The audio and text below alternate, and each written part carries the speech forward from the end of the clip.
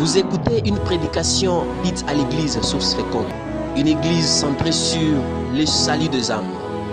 Elle œuvre dans les domaines de l'évangélisation, de l'enseignement de la parole de Dieu, de la communion fraternelle, de l'assistance ainsi que de la prière. Elle est dirigée par le révérend pasteur Désiré Mbaye.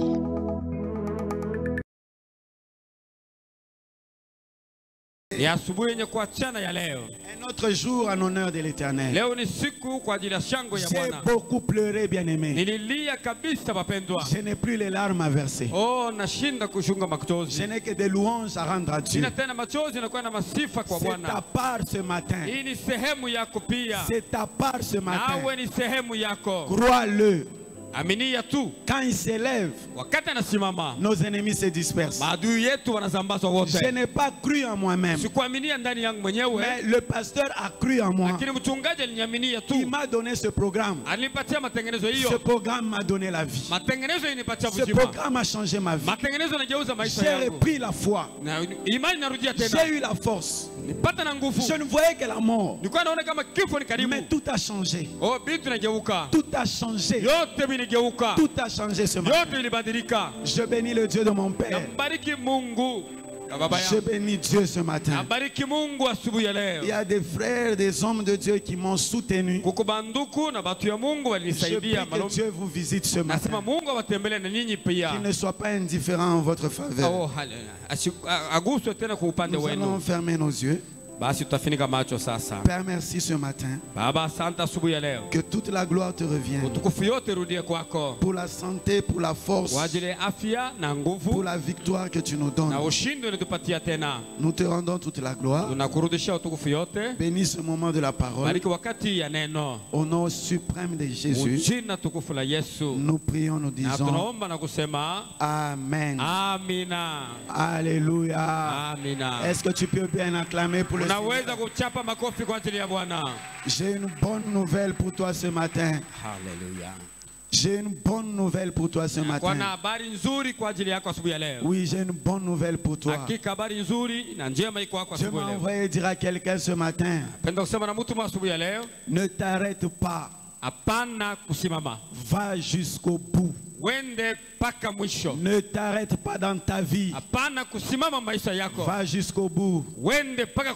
Tu peux élever ta main comme moi. Va jusqu'au bout. Si je vais jusqu'au bout. Dieu m'a envoyé te dire ce matin, va jusqu'au bout de ta mission. Va jusqu'au bout dans ton travail. Va jusqu'au bout. Ne t'arrête pas. Malgré tout, malgré les problèmes, malgré les difficultés, malgré les oppressions, Dieu m'envoie te dire ce matin, va jusqu'au bout. Il a dit aux enfants d'Israël, tournez-vous et partez. Ma mission, c'est que vous alliez là où je vous ai recommandé. Nous irons jusqu'au bout. J'irai jusqu'au bout. Ma maison ira jusqu'au bout. Au nom de Jésus-Christ. Parce que je sais que la couronne, ce n'est pas au début de la course. La couronne, quand il est question, c'est au bout de ta course. C'est à la fin que tu seras payé. C'est à la fin qu'on va reconnaître tes efforts. C'est à la fin qu'on saura que tu as combattu le bon combat de la foi. C'est à la fin que tes ennemis sauront que cet homme réellement il avait Dieu. Il avait Dieu. Ce n'est pas au début, ce n'est pas sur le chemin, mais c'est à la fin.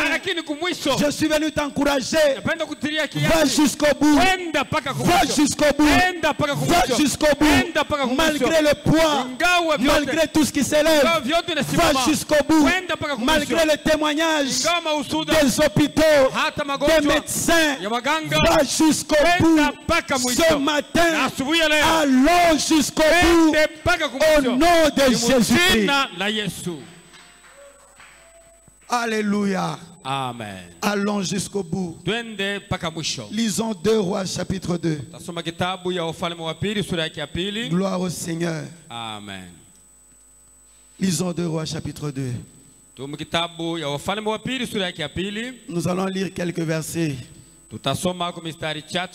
Normalement, nous devrions nous arrêter au verset 14. 2 Rois chapitre 2. La Bible nous dit: lorsque l'Éternel fit monter Élie au ciel dans un tourbillon, Élie partait de Gilgal avec Élisée. On peut déjà souligner, Élie partait de Gilgal avec Élisée.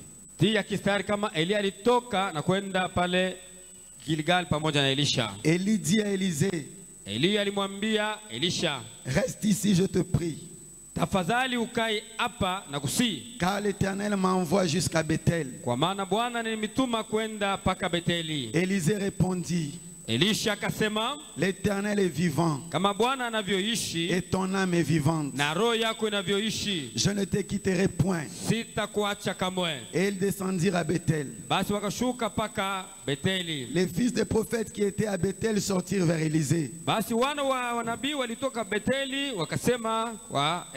Ils lui dirent: sais-tu que l'Éternel enlève aujourd'hui ton maître au-dessus de ta tête?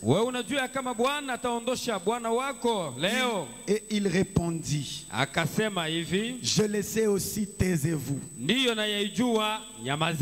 On peut souligner aussi: je le sais aussi, taisez-vous. Élie lui dit: Élisée, reste ici, je te prie, car l'Éternel m'envoie à Jéricho. Il répondit: l'Éternel est vivant et ton âme est vivante. Je ne te quitterai point. Verset 10. Élie dit: tu demandes une chose difficile. Mais si tu me vois pendant que je serai enlevé d'avec toi, cela t'arrivera ainsi. Sinon, cela n'arrivera pas. Comme il continue à marcher en parlant, voici un char de feu et des chevaux de feu. Les séparèrent l'un de l'autre. Et Élie monta au ciel dans un tourbillon. Élisée regardait et criait: mon père, mon père, char d'Israël et sa cavalerie. Et il ne le vit plus. Saisissant alors ses vêtements, il les déchira en 2 morceaux. Et il releva le manteau qu'Élie avait laissé tomber. Puis il retourna, s'arrêta au bord du Jourdain. Il prit le manteau qu'Élie avait laissé tomber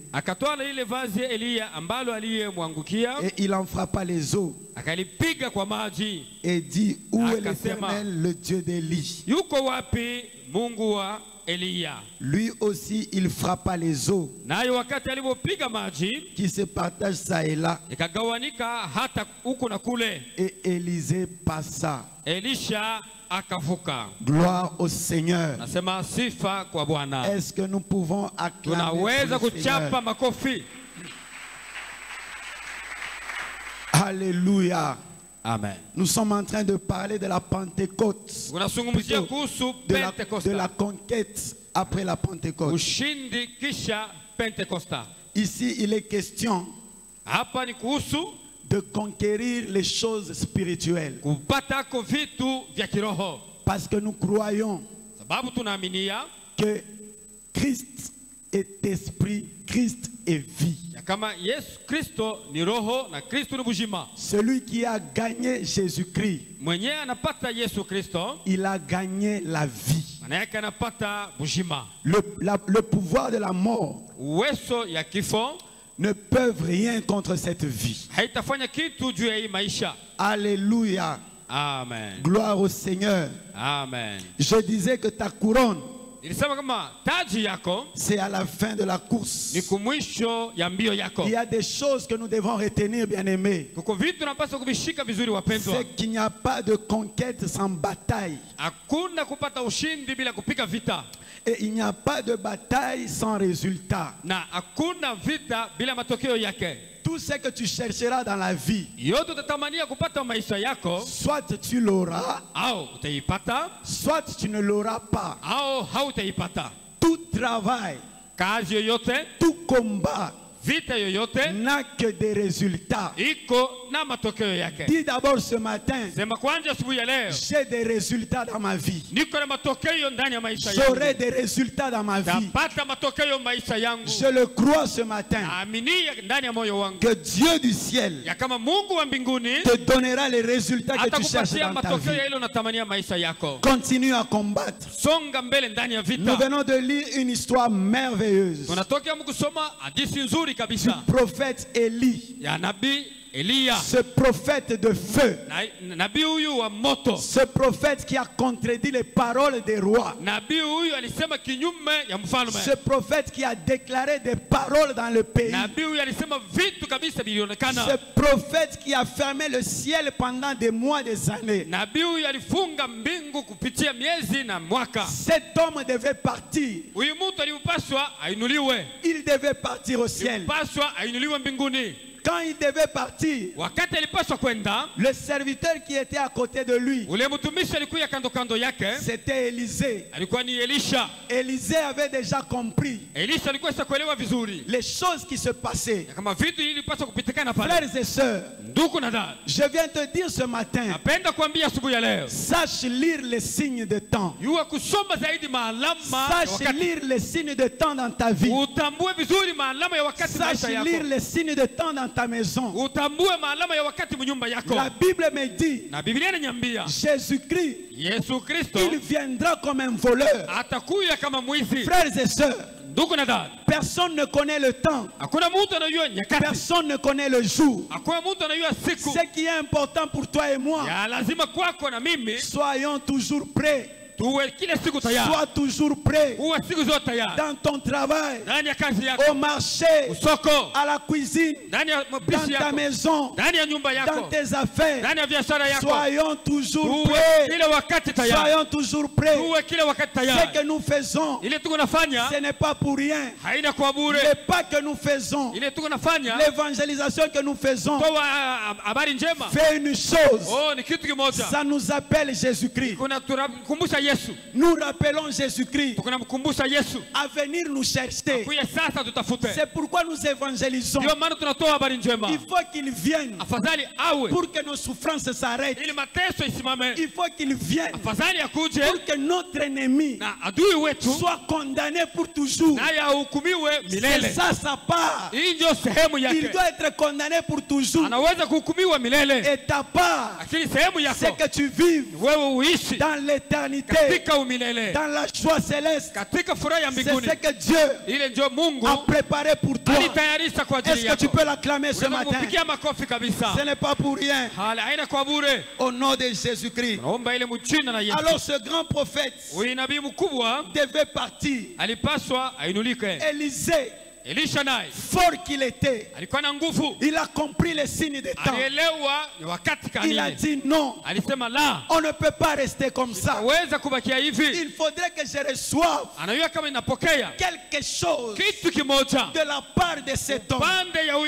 Frères et sœurs, quand tu es à côté d'un homme grand, sache réserver quelque chose.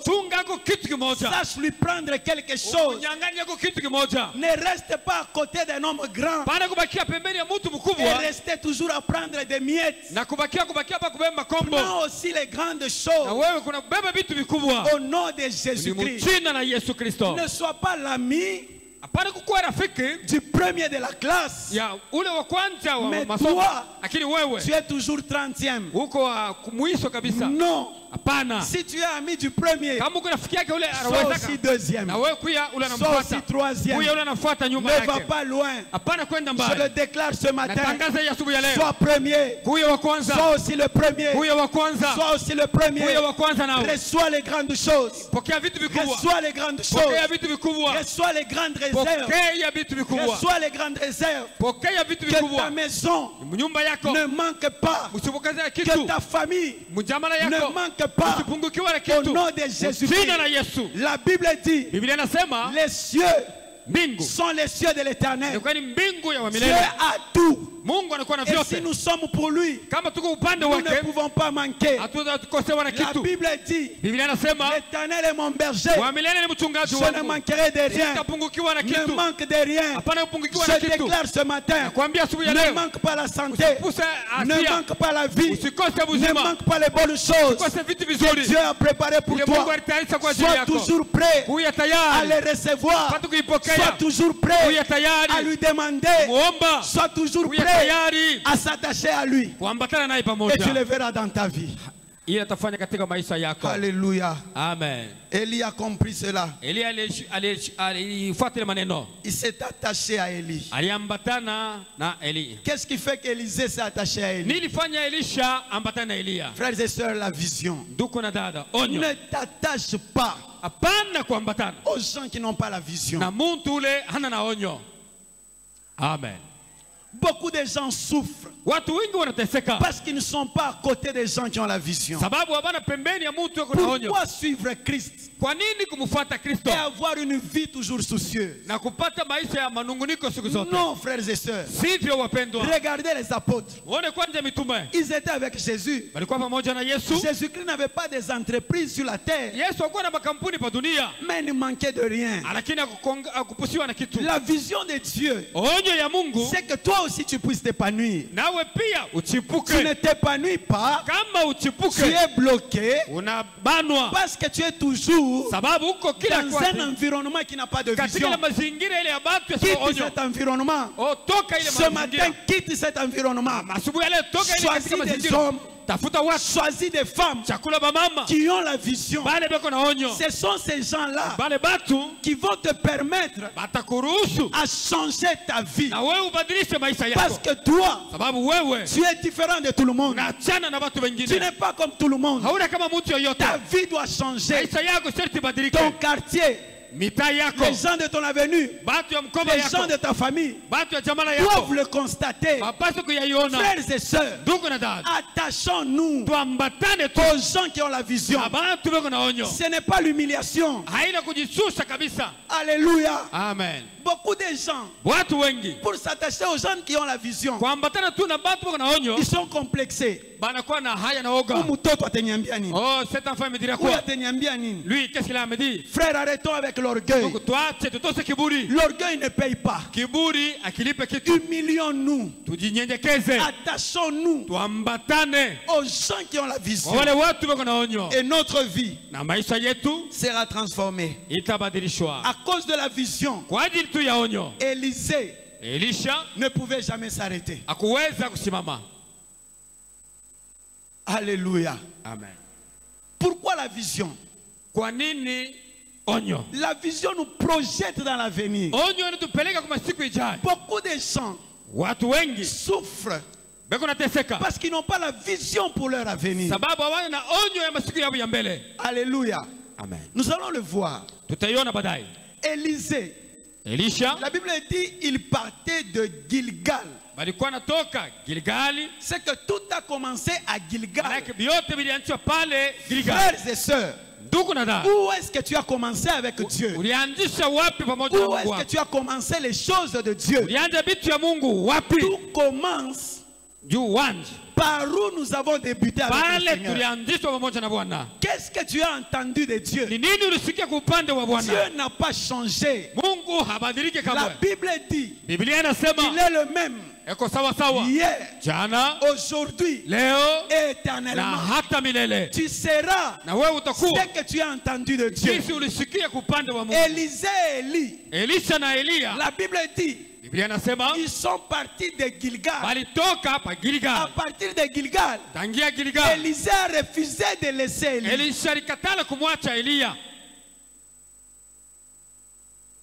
Beaucoup de gens, c'est vrai, nous sommes découragés.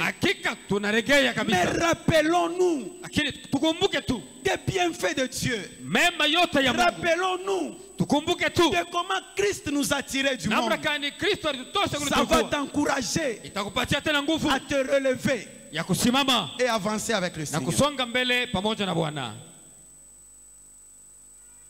J'ai vu quelqu'un que j'aime beaucoup. Il me dit, mais Christian, comment est-ce que tu parviens à te maintenir dans ces situations? J'ai même ma soeur qui m'a appelé. Je lui dis, tout ce que je suis, tout ce que je suis devenu, c'est Dieu. J'ai des choses que je n'ai jamais demandées. Dans son plan merveilleux, Dieu a voulu que je vive cela. Pourquoi? Parce que je suis dans cet état, je vais commencer à me plaindre. Que toute la gloire lui revienne. Rappelle-toi d'un bienfait de Dieu. Où est-ce que tu as commencé avec Dieu? Ça va te permettre d'avancer. Élisée a compris. Il savait la douleur qui était attachée à son âme.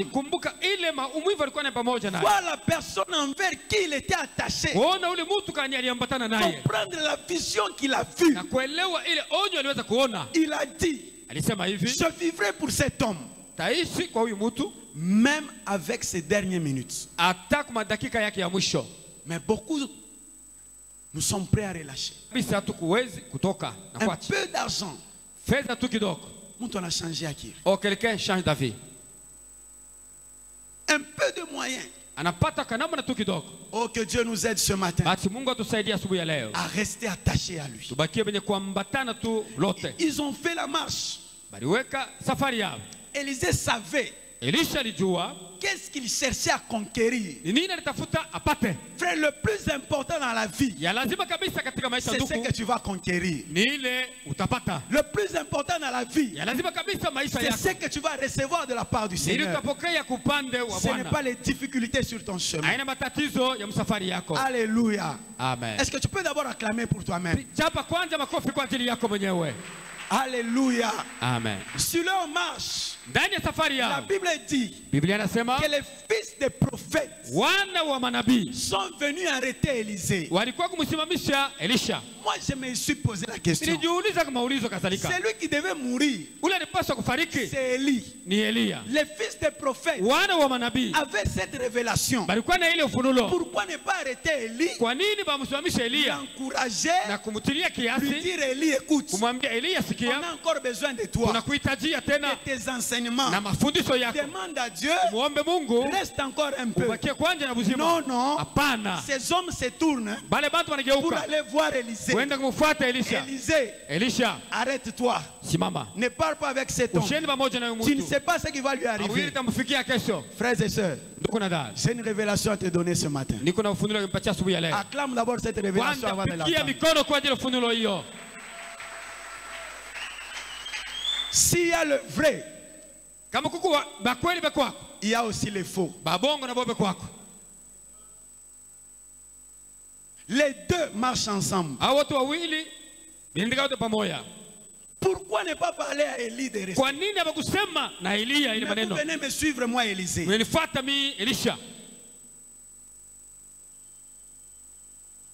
Si vous voulez me vaincre, il faut d'abord gagner mon père.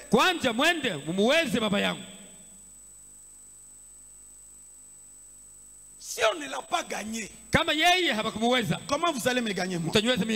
Je suis sous ses ailes.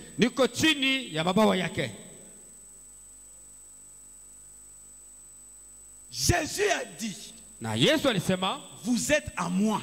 Nous sommes en Jésus-Christ. C'est lui qui nous couvre. Maintenant, vous ne l'arrêtez pas lui pour arriver à la croix. Mais vous voulez arrêter Pierre. Ça ne va pas arriver.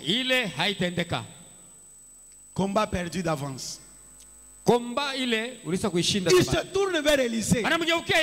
Élisée, tu vas où? Frères et sœurs, en matière de conquête, les faux viendra vers vous.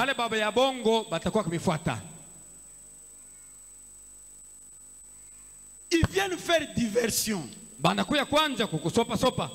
Ils font diversion. Bandoukou. Bien-aimé. Élisée, Elisha a dit, alisema hivi, taisez-vous. Munyamaze tu. Les faux prophètes, wale wanabii wa uongo, il faut leur dire taisez-vous. afadhali kubambia munyamaze tu. Chrétiens, nous sommes devenus faibles. Wakristo tunakuya wadhaifu kabisa par manque de la connaissance de la parole de Dieu. Kupitia ukosefu wa neno la Mungu na ufahamu wake. Penye kama natangaza esprit de mort. Surtout quand on a déclaré sur vous que vous avez un esprit de mort. Là où nous vivons en tout cas, dans l'église maintenant il n'y a pas même.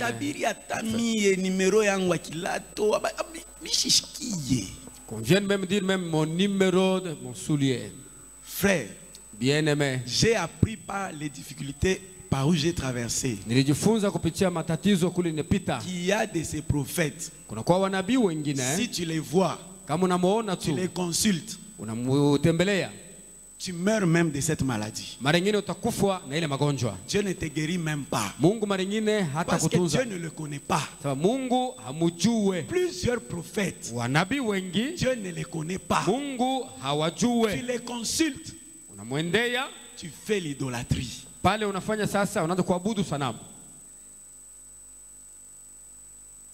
La vraie prophétie,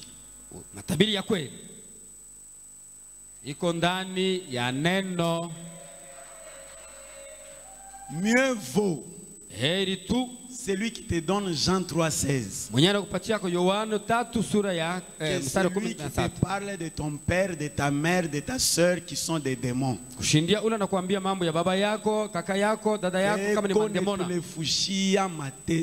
vous dis. Oh, il vous amène encore beaucoup de difficultés et de souffrances.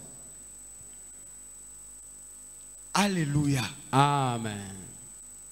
Celui qui doit partir, vous le connaissez. Maintenant, moi, qu'est-ce que j'ai fait? Ils ont déjà compris ce que tu seras demain. Ils ont déjà compris ce que tu cherches. Moi aussi, je l'ai dit ce matin. Personne n'arrêtera ce que tu seras demain. Personne ne touchera à ta vie. Personne ne touchera à ta destinée. La Bible dit, mes destinées sont entre tes mains. Oh, frères et sœurs, notre destinée est entre les mains de Dieu. Entre les mains de Dieu. Alléluia. Qu'il se taise. Nous allons avancer avec Dieu. Les faux prophètes. Si vous arrivez dans votre vie, il commence à vous prophétiser rien que du passé. Si vous arrivez là-bas, il commence comment est-ce que tu as grandi là chez vous? Bon, ça va me rapporter quoi maintenant? C'est papa qui était parti et moi maintenant, quel est mon sort? Je suis déjà devenu une nouvelle créature.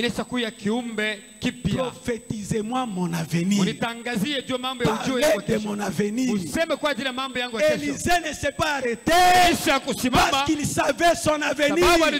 Il avait la révélation de son avenir. Le passé est passé. Le passé mauvais est passé. Ce qui te concerne, c'est ton avenir.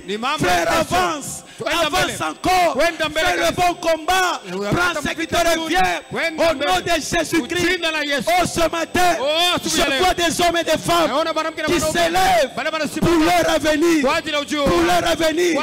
Personne ne peut toucher. Personne ne peut vous arrêter. Vous êtes des étoiles. Vous êtes la lumière du monde. Personne, alors personne ne peut nous arrêter à cause de notre avenir. Ton avenir est merveilleux. Ton avenir est merveilleux, frère. Ne permets pas aux gens de t'intimider ou de te faire asseoir à cause de ton passé. Même si j'ai avorté, c'est déjà passé. C'est déjà passé, frère. Même si on t'a fait des incisions, c'est déjà passé. Arrêtons. Prends ton Seigneur. Regarde à ton Seigneur. C'est lui qui est mort à la croix. La Bible dit il est vivant. Il est le seul capable de nous sauver parfaitement. Parfaitement. Sans contrainte. Sans argent. Sans beauté. Sans taille. Sans. Mais il t'aime tel que tu es. Et il te réserve un avenir glorieux. Est-ce que tu peux acclamer pour le Seigneur? Celui qui te réserve un avenir glorieux. Ce n'est pas les hommes. Ce n'est pas mon père. Ce n'est pas mes frères. Mais Dieu. Mais Dieu. Frère. On ne se connaît pas. On ne se connaît pas. On ne se connaît pas. Il y a des gens qui ont mangé le foufou avec le sel.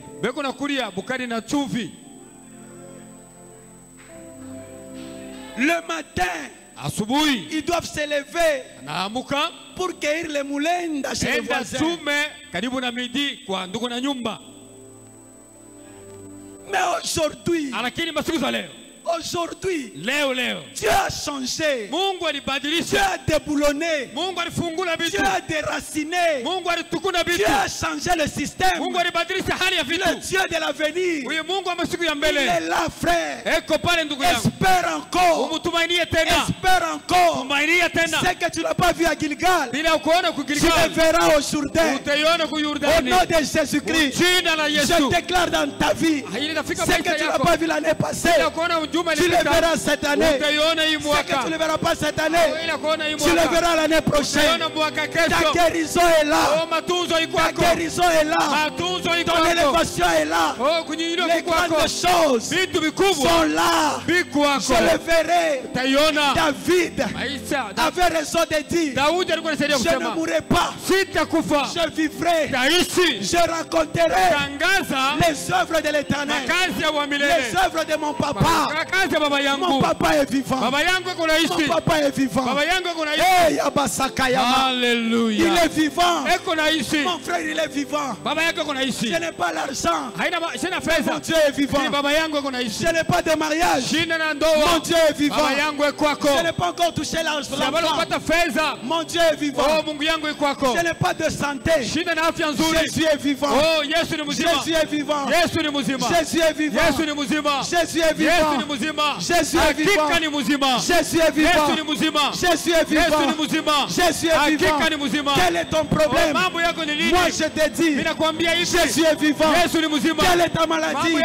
Moi je te dis, Jésus est vivant. Qu'est-ce que tu manques? Moi je te dis, Jésus est vivant. Jésus est vivant. Jésus est vivant. Qui sont tes ennemis? Qui sont tes prophètes? Moi je te dis, Jésus. Jésus, il est vivant.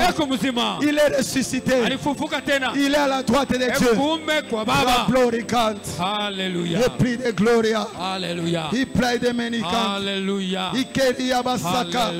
Il est vivant. Alléluia. Il est vivant. Alléluia. Au nom de Jésus. Alléluia. Alléluia. Alléluia. Jésus. Alléluia. Alléluia. Il est vivant. Frères et sœurs, va jusqu'au bout. Va jusqu'au bout. Dans le chemin de la conquête, il y a des obstacles. Ce que tu veux voir, ce que tu veux avoir, n'est pas ce que tu as. Mais qu'est-ce que je dois faire? La Bible dit, vous ne vivez pas par rapport à ce que vous voyez. Alléluia. Amen. Notre marche, ce n'est pas par rapport à ce qu'on voit. Ce sont des choses spirituelles. J'ai entendu de Dieu, malgré que je ne vois pas, je choisis de marcher. Je choisis d'avancer sur la parole de Dieu. Pierre dit à Jésus, toute la nuit, j'ai essayé, je n'ai pas pu. Mais toi tu viens, tu me dis de jeter le filet. Ça ne va pas se passer maintenant. Jésus lui dit, avance ta barque. Avance ta barque. Prends ce filet-là, jette du côté droit. Pierre a jeté. La Bible dit, sur la parole de Jésus, il y a eu des poissons. Écoute-moi bien. Ce que tu veux voir, tu ne l'as pas encore vu. Mais la parole de Dieu, Jésus-Christ en toi, te dit ce matin, tu as tout. Tu as tout. Tu as tout. Tu as tout. Ce matin, tu as tout. Dans ta vie, tu ne manques de rien. Tu ne manques de rien. C'est toi qui dis que tu n'as pas de voiture. C'est toi qui dis que tu n'as pas de maison. Mais moi, je te dis, tu as tout. Frère, tu as tout. Tu as tout dans le Seigneur. C'est toi. Tellement que tu aimes tes yeux Chanel. Moi je te dis, par les yeux spirituels, je te crains. Je te crains. N'explique pas. Ce que j'aime avec Élisée, il a choisi de rester calme. À un moment donné dans la marche, dans la conquête, reste calme. Tout le monde voudra t'entendre. Tout le monde voudra t'écouter parler. La Bible dit, gardez silence. C'est qu'à un moment donné, le silence a un prix. Garde silence. Garde silence ce matin. Garde silence dans ta santé. Garde silence dans ta maison. Garde silence dans ton travail. L'Éternel, le Dieu d'Israël, va combattre pour toi. Élisée a continué. Ce qu'Élisée cherchait, la Bible dit, c'est le double portion. Élie s'est arrêté. Il lui dit, mon fils, mais ce que tu demandes est grand.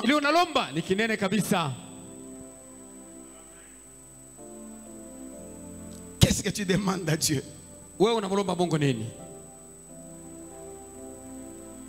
Jusqu'alors, qu'est-ce que tu lui demandes? Vous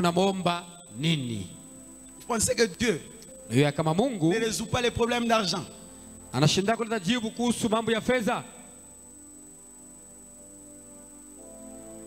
Pourquoi nous faisons pitié?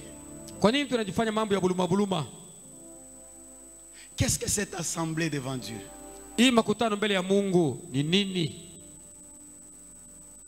Pourquoi nous faisons pitié? Tu as tellement besoin qu'on entende. Élie dit à Élisée, mon fils, tu me demandes quelque chose de grand.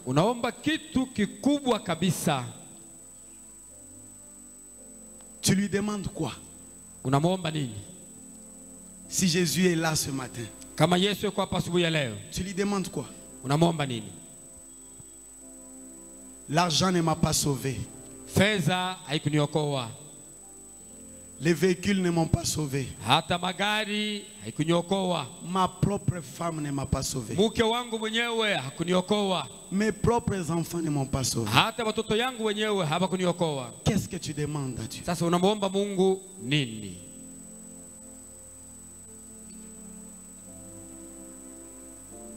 Donne-moi le double portion de ton esprit. Les choses deviennent plus sérieuses quand il s'agit de l'esprit. Les choses de l'esprit, ce n'est pas pour tout le monde. C'est pour les enfants de Dieu. C'est ici qu'il y a la distinction. Où il y a l'esprit de Dieu, il y a la distinction. L'apôtre Paul dit, tout m'est permis, mais tout n'est pas utile. Frères et sœurs, tout est permis dans ta vie, mais tout n'est pas utile. Si tu veux arriver au bout, commence à séparer dans ta vie ce qui est vain de ce qui est utile. Pour ce qui concerne l'esprit, il y a ce qui est utile pour ta vie. Je te dis ce matin, je sens le miracle dans cette salle. Je sens un miracle dans cette salle. Il y a une femme qui sera touchée au nom de Jésus-Christ. Je sens le miracle. Je sens un miracle. Je ne sais pas ça va visiter qui. Ça va commencer par tes pieds. Tu seras touché au nom de Jésus-Christ. Au nom de Jésus-Christ. Au nom de Jésus-Christ. Plusieurs choses diminuent la force dans la vie de l'homme. Les problèmes diminuent la force. Les manquements diminuent la force de l'esprit. Élisée a compris. Il a demandé le double parce qu'il savait que ce qu'il avait était déjà touché par le départ d'Élie. Il fallait premièrement la puissance qui devait gérer son homme intérieur. La deuxième puissance, c'est ce qui devait gérer les choses extérieures. Oh, ce matin, je suis venu annoncer à quelqu'un, il y a une puissance qui va bouleverser la personne intérieure. Il y a une puissance qui va bouleverser les choses extérieures. Ce matin, un miracle est en train de s'accomplir. Le plan des gars, requis de Vleria. Moi je dis, ne crois pas à la maladie de tension. Si tu veux marcher avec moi, ne crois pas à la maladie. Ne crois pas à la mort précoce.